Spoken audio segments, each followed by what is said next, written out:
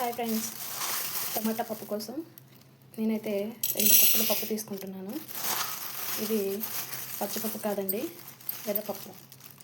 చాలా త్వరగా ఉడుకుతుంది. అలాగే గ్యాస్ట్రిక్ ప్రాబ్లం ఉన్నవారికి గ్యాస్ ఫామ్ అవ్వకుండా ఉంటుంది. పచ్చిపప్పు తింటే గ్యాస్ ఫామ్ అవుతుంది.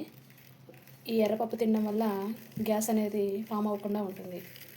దీన్ని ఇప్పుడు మనం శుభ్రంగా కడుక్కుందాము.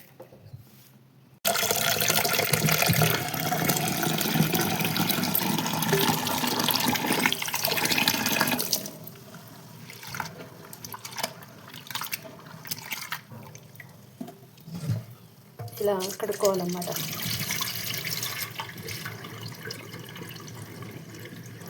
పప్పుని చాలా రకాలుగా చేస్తారండి అందరూ. ఒక్కొక్కరికి ఒక్కొక్క విధానం ఉంటుంది, ఒక్కొక్క స్టైల్లో చేస్తారు. మనమైతే ఇప్పుడు ఈ టమాటా పప్పు ఎలా చేస్తామో చూద్దాం ఒకసారి. ఇలా గట్టిగా పిసుకుతూ శుభ్రంగా కడుక్కోవాలి.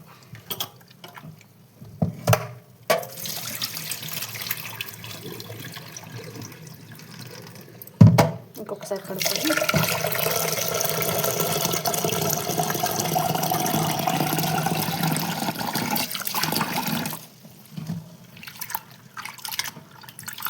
ఇలా కడగడం వల్ల ఏంటి అని అంటే డస్ట్ ఏమైనా పోతుంది.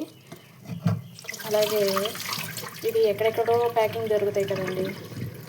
కొన్ని వందల రకాల మనుషులు పట్టుకుంటారు, కొన్ని వందల రకాలుగా ఉంటుంది.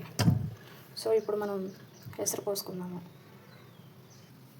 ఎసరు పోసుకున్న తర్వాత ఇప్పుడు ఇందులోకి కావాల్సిన పదార్థాలు: టమాటా ముక్కలు, సన్నగా తరిగి పెట్టుకున్న టమాటా ముక్కలు. ఏ పప్పుకైనా కానీ కొలత ఒకటేనండి. ఏమిటి అంటే మనం కూరగాయ ముక్కలు కానీ ఆకుకూర కానీ ఏదైనా వేసుకున్నాము అంటే బండగుర్తు ఏమిటి అంటే ముక్కలు మునిగేలాగా వాటర్ పోసుకున్నట్లయితే పప్పు చక్కగా ఉడుకుతుందండి. అలాగే ఇప్పుడు ఇందులోకి సన్నగా తరిగి పెట్టుకొని ఉన్నటువంటి పచ్చిమిర్చి, ఉల్లిపాయ ముక్కలు, తర్వాత 1 స్పూను పసుపు,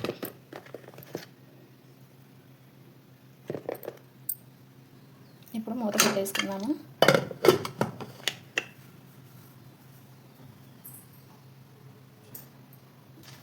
స్టవ్ ఆన్ చేసి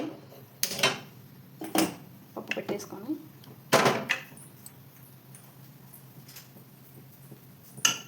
విజిల్ పెట్టేసుకుందాము. 4 విజిల్స్ వస్తే సరిపోతుందండి. పచ్చపప్పు కాదు, ఎర్రపప్పు కావడం వల్ల త్వరగా ఉడుకుతుంది. ఇది విజిల్ రావడానికి సిద్ధంగా ఉంది. ఏ క్షణానైనా రావచ్చు. చూడండి, 1 నిమిషం ఉడుకుతుంది. లోపల వినిపిస్తుందా మీకు సౌండ్?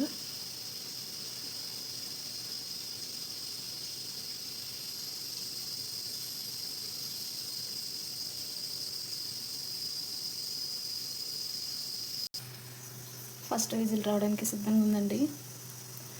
టమాటా పప్పు లోపల మంచిగా ఉడుకుతుందన్నమాట.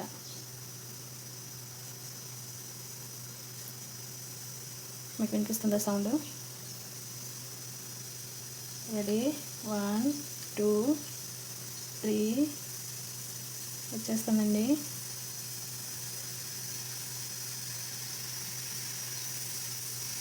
స్టార్ట్ అవుతుంది, చూడండి.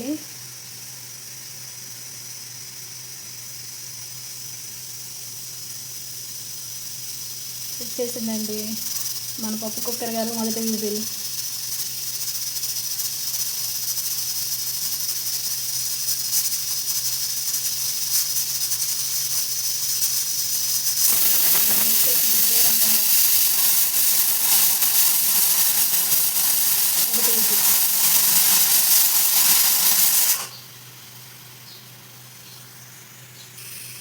రెండో విజిల్ వస్తుంది, చూడండి.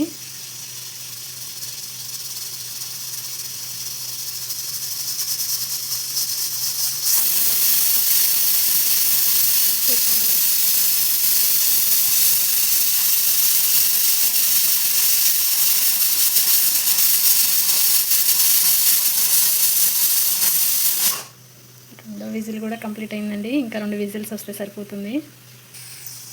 3వ విజిల్ వస్తుందండి. ఇది మైసూర్ పప్పు అంటారు కదా, త్వరగా ఉడుకుతుందండి.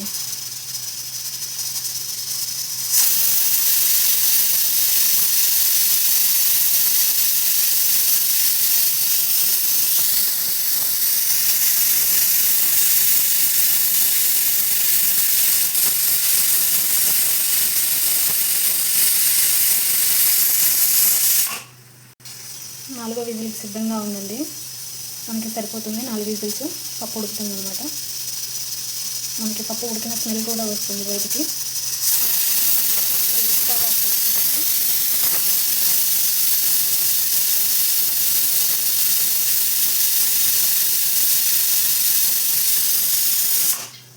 ఇప్పుడు పప్పు కుక్కర్లో ఉన్న ప్రెషర్ మొత్తం పోయిన తర్వాత విజిల్ తీసేసి మూత ఓపెన్ చేద్దాము. పప్పు ఎలా ఉడికిందో చూద్దాం.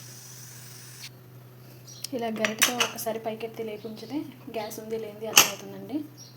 ఒక్క నిమిషం విజిల్ తీసేసి తర్వాత ఇలా ఓపెన్ చేసి చూసుకోవాలి. చూడండి పప్పు ఎలా ఉడికిందో కనిపిస్తుందా మీకు? ఇదిగోండి ఎంత చక్కగా ఉడికిందో. ఇప్పుడు పప్పుని ఇలా మెదుపుకోవాలి.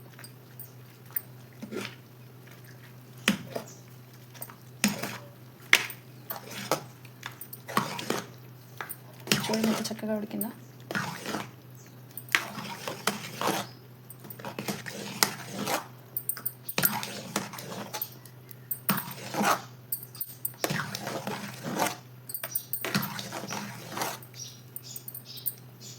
ఇప్పుడు మనం రుచికి సరిపోను ఉప్పు అలాగే కారం వేసుకుందాం.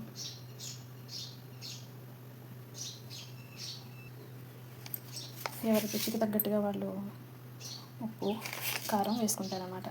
ఇక్కడ నేనైతే 2 స్పూన్స్ ఉప్పు వేసానండి. కలుపుకొని కారం వేసుకుందాము. ఆల్రెడీ కొన్ని పచ్చిమిర్చి వేసాను కదా, కారం చూసి వేసుకోవాలి. నేను వాడేది పచ్చళ్ళ కారం కాబట్టి ఎర్రగా కనిపిస్తుంది, కారం అయితే ఉండదండి. ఎందుకంత కారం అనుకోవద్దు. కారం అయితే వేసానండి. ఇది ఇప్పుడు కొంచెం కలుపుకుందాము. మీకు కావాలంటే ఇలా ఉంచుకోవచ్చు, లేదా కొంచెం వాటర్ కలుపుకుంటే సరిపోతుంది. నేను కొంచెం వాటర్ యాడ్ చేస్తున్నాను.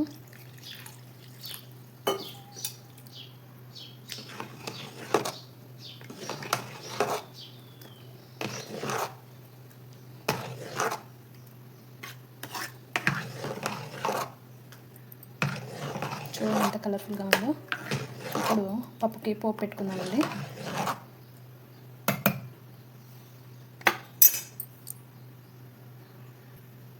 స్టవ్ ఆన్ చేసుకుందామండి. పోపు కోసం గిన్నె పెట్టుకొని స్టవ్ ఆన్ చేసుకుందాము. ముందుగా కొంచెం గిన్నె వేడెక్కిన తర్వాత కొద్దిగా ఆయిల్,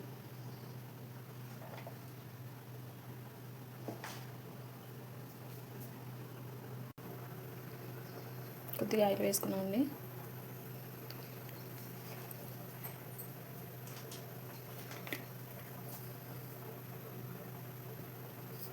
ఆయిల్ హీట్ అయ్యాక కొంచెం ఆవాలు, కొద్దిగా తగ్గించి పెట్టుకుందాం.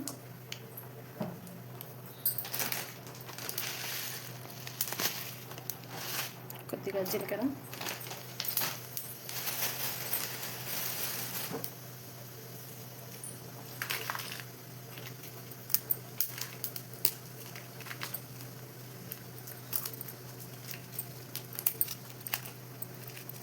నాలుగు ఎండుమిర్చి,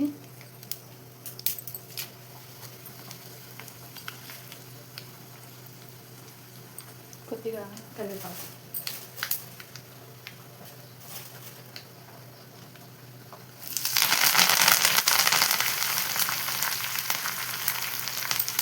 మంచిగా వేయించుకోవాలండి.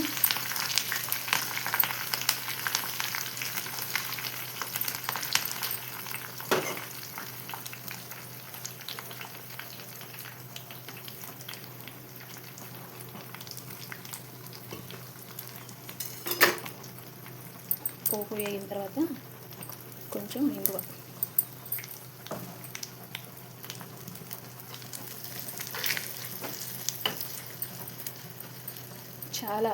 చాలా అంటే చాలా సింపుల్గా ఉంటుందండి ఈ టమాటా పప్పు. ఎవరైనా చేసుకోవచ్చు. స్టవ్ ఆఫ్ చేసి పోపు తీసుకొచ్చి పప్పులో వేసేయడం. ఇంతటి టమాటా వాసన వస్తుందంటే అండి చెప్పడానికే లేదు. సహజంగా అందరూ చేస్తూనే ఉంటారు, ఒక్కొక్కరిది ఒక్కొక్క స్టైల్. కమ్మటి వాసన వస్తుంది, చాలా కమ్మగా ఉంటుంది. ఈ పప్పులోకి కాస్తంత నెయ్యి, కాస్త ఆవకాయ కలుపుకొని తిన్నట్లయితే చాలా అద్భుతంగా ఉంటుందండి. మీకు ఈ టమాటా పప్పు నచ్చినట్లయితే కామెంట్ చేయండి, లైక్ చేయండి, షేర్ చేయండి. ఇలాగే మరిన్ని వీడియోస్తో ముందుకు వస్తామండి. సపోర్ట్ చేయండి. Thank you for watching.